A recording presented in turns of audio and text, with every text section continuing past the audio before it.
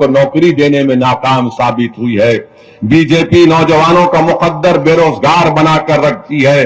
जब हम यूपी की और भारत की जनता को ये बात समझाने में कामयाब हो जाएंगे कि नरेंद्र मोदी प्रधानमंत्री जरूर बन गए मगर महंगाई को रोक नहीं सके। आज गरीबी बढ़ रही है, बेरोजगारी बढ़ रही है, आज जनता के पास पैसे नहीं है अगर उनके बच्चों को स्कूल में तालीम दिलाने के लिए। आज गरीब इतना परेशान है कि घर में अगर कोई बीमार पड़ जाता है तो उसको कर्जे लेकर अपने दोस्त या अपने रिश्तेदारों का इलाज करना पड़ता है। ये सब के सब जिम्मेदार बीजेपी के प्रधानमंत्री, देश के प्रधानमंत्री और उत्तर प्रदेश के मुख्यमंत्री का मामला रहा है।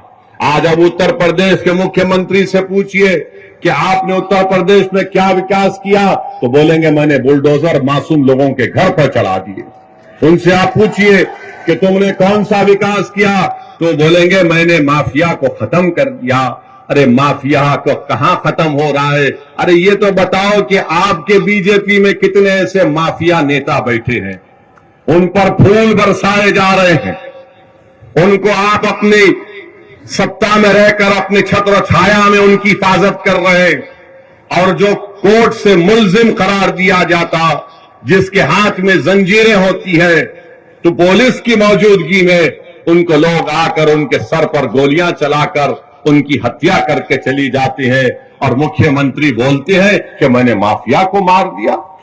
मुख्यमंत्री आपकी पुलिस है, उत्तर प्रदेश की पुलिस की कस्टडी में 2 प्रिजनर्स हैं और उनको आकर सर पर गोलियां मारकर, और मारने वाले पूरी तैयारी के साथ आए थे, मारकर हथियार फेंककर पुकारते हैं सरेंडर सरेंडर और जेएसआर का नारा। मैं उन पुलिस वालों से मेरा एक सवाल है, अगर वो जेएसआर का नारा नहीं लगाते और तकबीर बोलते तो निकाल कर उनको वहीं ढूंढ देते थे। ये कौन सा आपका इंसाफ है बताओ आप?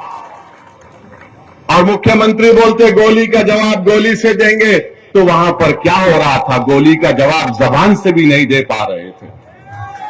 आपकी कस्टडी में किसी की हत्या हो जाती, छोड़ दिए थोड़ी देर के लिए, उन मुल्जिमिन का नाम अतीक और अशरफ था मगर आपकी कस्टडी में थे, आपने उनको नहीं बचा पाए और आप बड़े बड़े बुलंद बांग दावे कर रहे हैं हम ऐसा कर देंगे।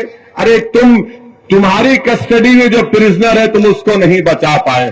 और मैं कह रहा हूं कि एनकाउंटर चाहे किसी समुदाय का हो, उसका नाम कुछ भी हो, एनकाउंटर से लोकतंत्र कमजोर होता है, एनकाउंटर से लोगों का विश्वास लोकतंत्र में, जमहूरियत में कम होता है।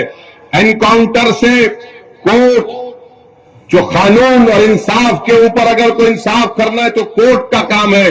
जनता का एतमाद कोर्ट से कम हो जाएगा, जनता का एतमाद पुलिस से कम हो जाएगा, क्योंकि अगर कोई सत्ता में बैठकर ये तय करेगा कि कोर्ट फैसला नहीं देगा, मैं गोली से इंसाफ करूंगा, तो जमहूरियत खत्म हो जाएगी।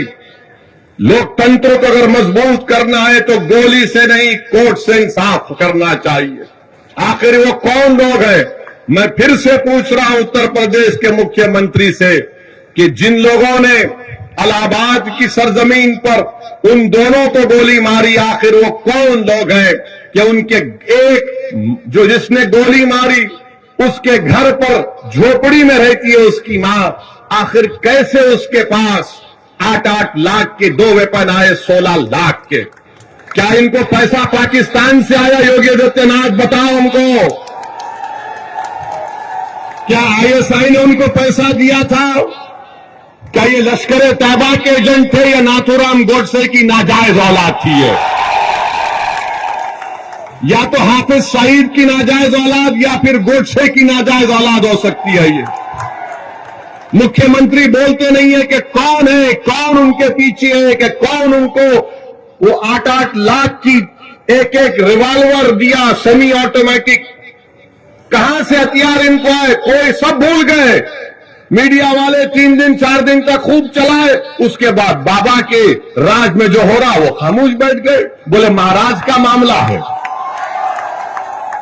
अरे ये तो दिखाते कि भाई कहां से वो रिवॉल्वर आई, 8-8 लाख के 2-2 वेपन, 16 लाख की वेपन। अच्छा, आप ये बात समझो, हम यहां पर दासना को क्यों आए? एक तो हाजी आरिफ, हम उनको बहुत मोहब्बत करते, बहुत चाहते उनको। दूसरा, हमारा आने का मकसद यह है कि हम पर जो लोग गाड़ी पर हमारे पर गोलियां चलाए थे, वो भी हमारे पीछे चल रहे थे। यहां पर यहीं पर टोल गेट पर गोली चलाए, तो हम सोचे कि अगर नहीं जाएंगे तो वो नाथूराम गोडसे की औलाद, वो दोनों को लगेगा कि डर के नहीं आया हो इसमें। तो हम बोले आते हैं आरिफ साहब, आप फिक्र मत करिए, जरूर आते हैं, इसीलिए हम आए हैं और आते रहेंगे। हम इन नाजायज नाथूराम गोडसे के औलाद को कहना चाहेंगे कि गोलियों से हम डरने वाले नहीं हैं। मौत से डरने वाले का नाम असदुद्दीन अवैसी नहीं है। जो वक्त मेरी मां ने मुझे पैदा किया, वो वक्त अल्लाह ने तय किया। जिस वक्त इस दुनिया से हमारी आंख बंद होगी, वो वक्त भी अल्लाह तय करेगा। और अगर अल्लाह हमारी जिंदगी में शहादत लिखा है, तो अल्लाह का लाख लाख शुक्र कि हम मौत अगर जिंदगी में आ जाए और शहीद बन के जाएंगे, तो इससे बढ़कर इनाम इस गुनाहगार को क्या मिल सकता है? मगर तुम्हारी गोलियां, तुम्हारी ताकत, तुम्हारा जुल्म हमारी आवाज को दबा नहीं सकेगा। हम जालिम को जालिम बोलेंगे और तुम्हारी गोलियों का जवाब हम सीना तान कर मुकाबला करेंगे, मगर अपने सरों को नहीं झुकाएंगे। तो मेरे अजीज दोस्तों और बुजुर्गों, आपसे यही इल्तिजा और गुजारिश है कि आप अपने वोट का सही इस्तेमाल करिए। आप खुद अपने दिल पर हाथ रखकर बताइए कि अगर हाजी आरिफ चेयरमैन होगा, हमारी बहन चेयरमैन बनेगी इंशाअल्लाह, तो आप बिला झिझक इनको चेयरमैन के तौर पर नहीं देखेंगे, बल्कि अपने भाई के तौर पर, अपना रहबर के तौर पर, एक मदद करने वाले के तौर पर आप देखेंगे। वो गलती मत करिए जो आपने विधानसभा के चुनाव में की थी और आपने समझा कि अखिलेश भैया भाजपा को हराएंगे। अखिलेश भैया नहीं कर सकते। वो बेचारे गम के पैंडल साइकिल पर मार रहे हैं, गम के पैंडल साइकिल पर मार रहे हैं। उस साइकिल के टायरों में एक नहीं 3-3 पंक्चर हाजी आरिफ कर चुके हैं। तो आपसे अपील है कि पतंग के निशान पर बटन दबाइए। और अल्हम्दुलिल्लाह अभी हाजी आरिफ साहब ने जिक्र किया कि उन्होंने कई डेवलपमेंट के, तरक्की के, विकास के काम करवाए। आप ये देखते हैं कि उन्होंने अभी कहा कि क्लीनलीनेस में, स्वच्छता में पूरे उत्तर प्रदेश में सबसे पहला नंबर दासना को मिला है। अब बताओ योगी आदित्यनाथ इसका भी जिक्र कर देते, ये भी बोल देते, मगर अल्फाज में कंजूसी है। मुख्यमंत्री की जबान से हाजी तो छोड़ो, आरिफ भी नहीं निकलेगा। दासना तो निकलना चाहिए था, बोलना चाहिए था कि देखो दासना ने वो काम किया, मगर नहीं बोल सकते। फिर आप अभी हाजी आरिफ ने बताया कि यहां पर महिलाओं के लिए उन्होंने ई रिक्शा की फ्री सर्विस को रखा है। मैं अल्लाह से दुआ करता हूं कि अल्लाह इनसे और खैर का काम ले। फिर आपने ये भी बताया कि पुल बनाया, मखदूम साहब का पुल बनाया, लाइब्रेरी की तामीर हो गई, 204 फ्लैट मुस्तहक गरीबों को दिए गए हैं और 1000 मकान तैयार मुकम्मल हो चुके हैं। ये तमाम काम हाजी आरिफ की मेहनत और जुस्तजू की वजह से यहां पर हुए हैं, क्योंकि आपने उनको वोट देकर कामयाब किया था। अब आइंदा 5 साल के लिए और भी बहुत से विकास के, डेवलपमेंट के काम करना बाकी है।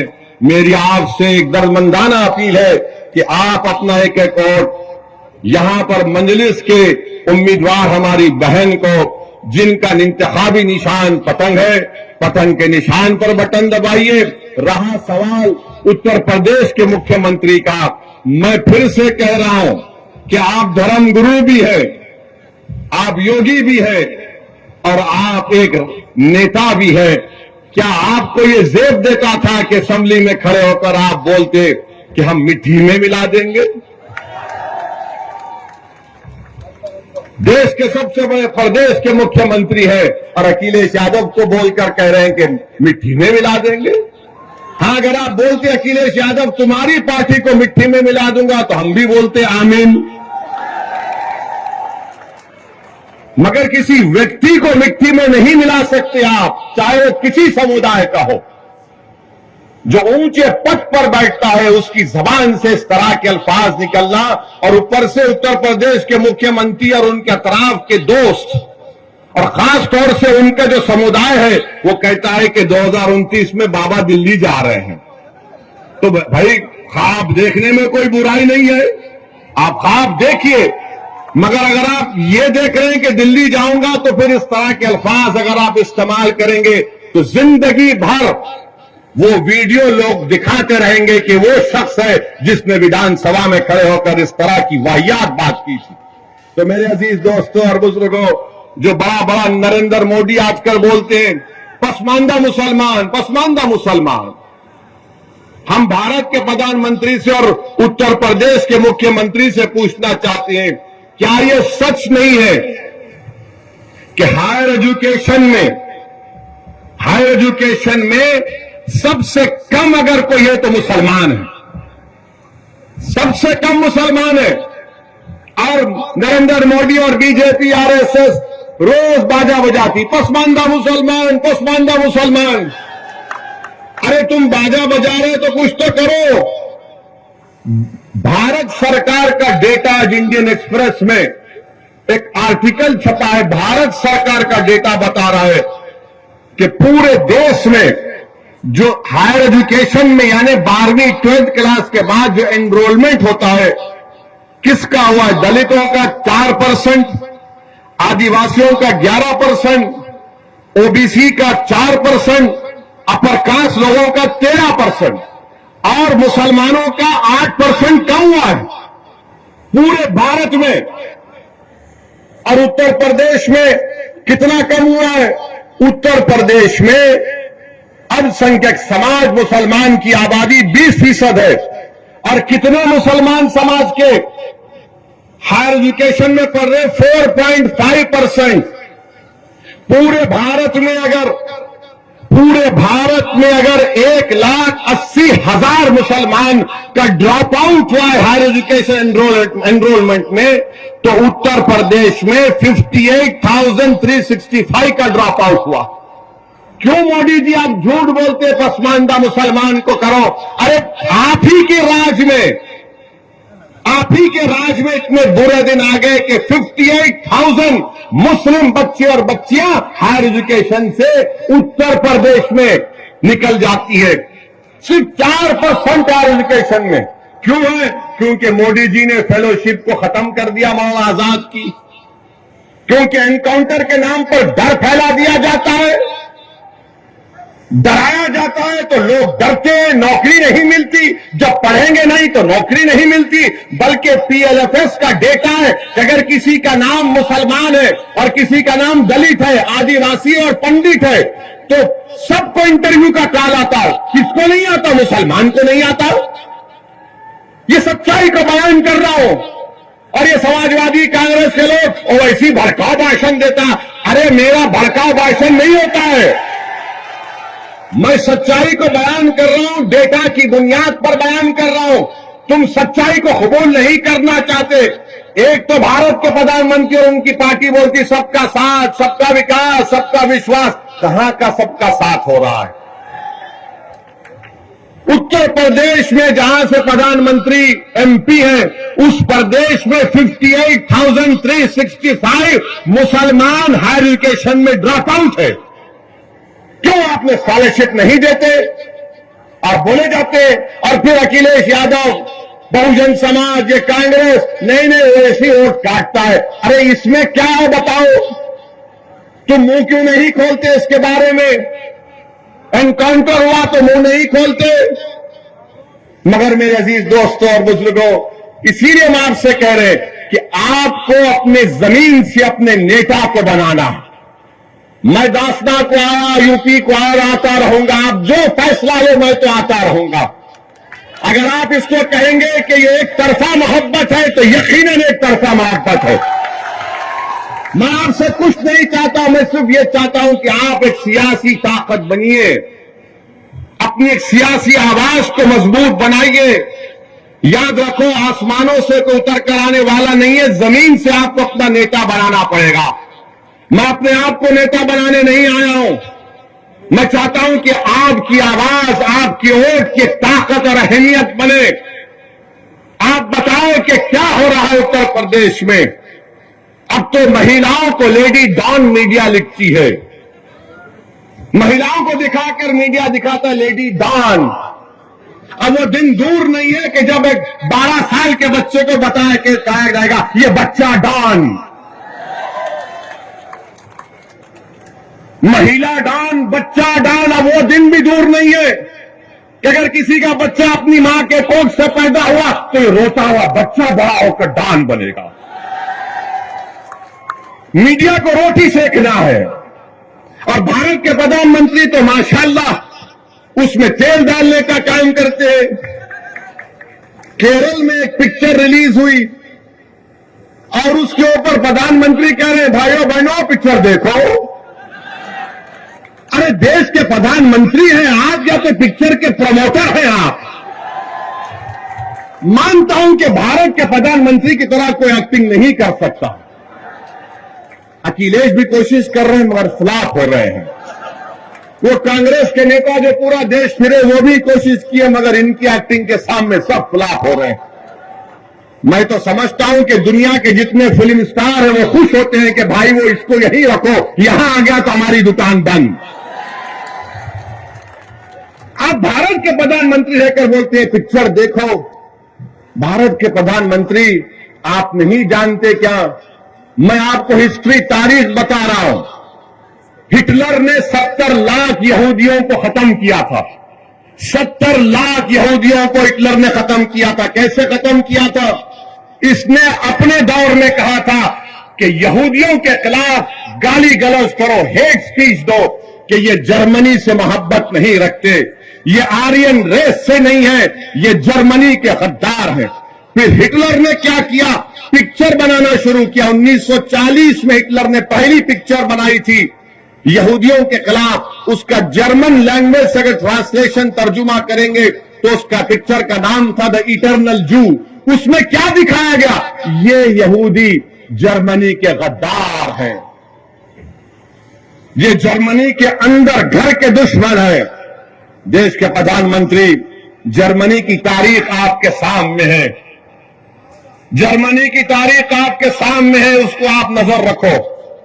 आप जिस देश को, ये बहुत बड़ा देश है, इस देश की खूबसूरती, इसका कल्चर है, इसका मजहब है, इसकी जबानें हैं, वो पिक्चर को दिखा रहे। अरे पिक्चर बनाने वाला कितना कमजोर है।